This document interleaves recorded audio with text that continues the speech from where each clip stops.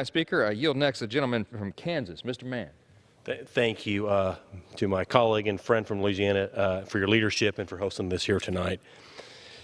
Less than 24 hours ago, the President delivered the State of the Union address in this very chamber. I would like to respond on behalf of the big 1st District of Kansas.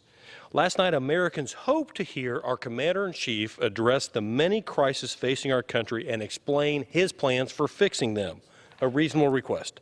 Instead, we heard a monologue of half-truths and empty promises.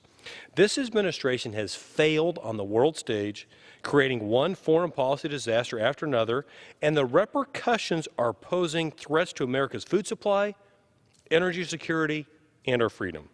On the home front, this administration has created record inflation, which is destroying livelihoods and killing small businesses across the country in my district. Drugs and crime are destroying American communities and families. And we have an open southern border where drugs and human trafficking run rampant. The supply chain is still in disarray. Our country's debt is at an all-time high, almost $30 trillion.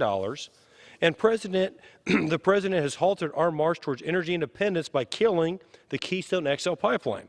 So the Biden administration has made a disaster in its handling of its issues at home.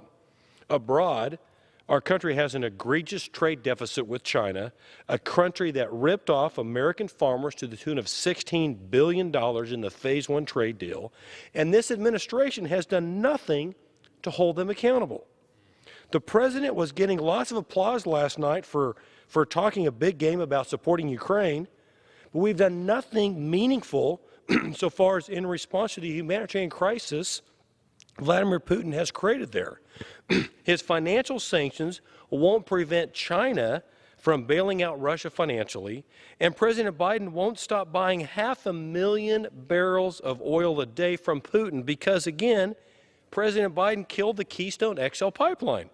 Furthermore, the President clearly isn't worried about the food implications of Russia taking over Ukraine, which is the breadbasket of Europe, by the way, and the 3rd largest grain export in the world, because he still hasn't even appointed a USDA Undersecretary of Foreign Trade and Agriculture.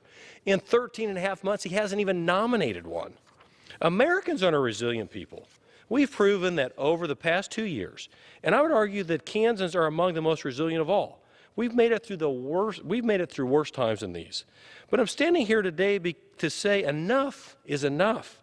We need to get this country back on track, and to do that, we need a president who actually leads.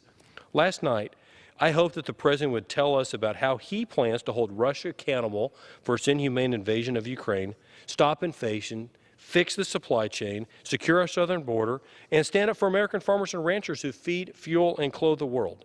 But he did not.